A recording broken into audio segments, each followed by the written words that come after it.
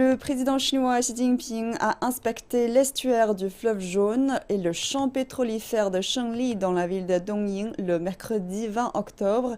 Notre correspondante Zhang Hui nous apporte ses observations sur la situation écologique de la région. Reportage.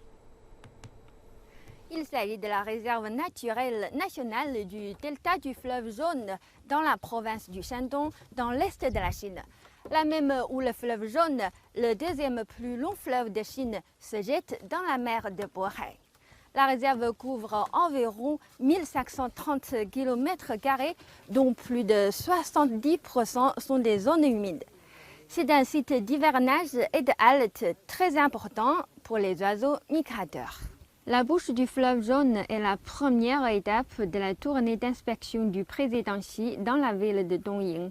En plus de la réserve naturelle nationale, il a aussi visité le quai de l'estuaire et le centre de surveillance écologique pour se renseigner sur la protection écologique et le développement de haute qualité du bassin du fleuve Jaune.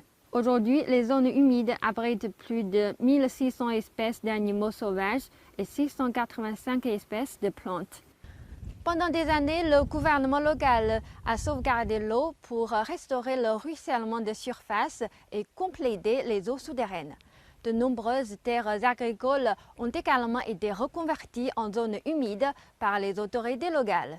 Maintenant, les efforts ont payé. De plus en plus d'oiseaux sauvages choisissent de vivre dans la région tout au long de l'année. Prenez par exemple les cigognes orientales, une espèce en voie de disparition.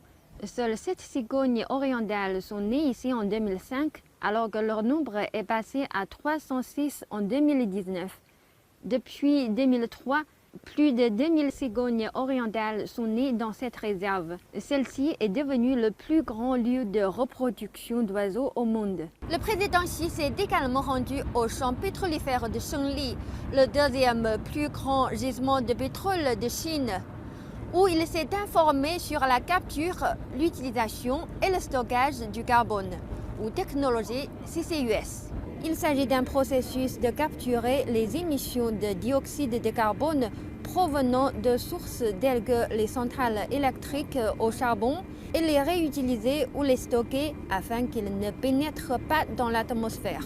Sinopec a lancé en juillet le premier projet chinois CCUS en Médagone, ici dans le champ pétrolifère de Shengli. C'est un autre bon exemple de protection écologique et de développement de haute qualité du bassin du fleuve Jaune. Du dioxyde de carbone purifié et liquéfié sera injecté dans le champ de pétrole par un système d'injection.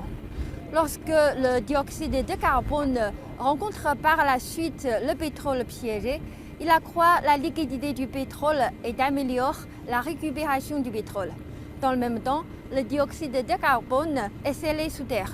Ce projet devrait réduire les émissions de carbone d'1 million de tonnes par an. La société vise à construire une autre base de démonstration de CCUS d'une mégatonne au cours des 5 prochaines années, dans le but de réaliser un développement de CCUS industrialisé alors que la Chine progresse pour atteindre un pic d'émissions de carbone et d'une neutralité carbone. Zhang Hui, CGTN français, Dongying, dans la province du Shandong.